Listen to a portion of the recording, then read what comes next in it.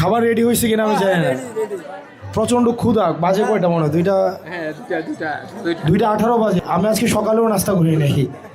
আজকে আসছি, আজকে আপনারা যারা আছেন আমার কিন্তু আজকে সকালে নাস্তা করার নাই, এটা কিন্তু আপনারা ভুলে গেছেন। সকালেও নাস্তা করি নাই, দুপুরের টাইম হয়েছে, আজকে দুপুরেও খাওয়াই নাই। হ্যাঁ খাওয়া যাবে, আমার কোনো ইস্যু নেই। হ্যাঁ আমি খেতে পারবো, খাবার থাকলে আমার ফাইন। আমার ক্ষুধা প্রচন্ড, খাবার নিয়ে আসে, সমস্যা নেই। আমার বন্ধু, আমরা যে স্কুলে পড়ি, আচ্ছা আমি একটু কথা বলি ওনাদের সাথে, হ্যাঁ একটু কাইন্ডলি।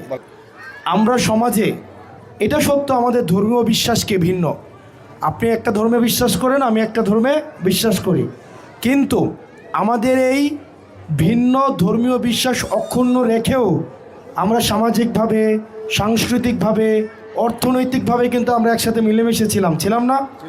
মিলেমিশে আসি না?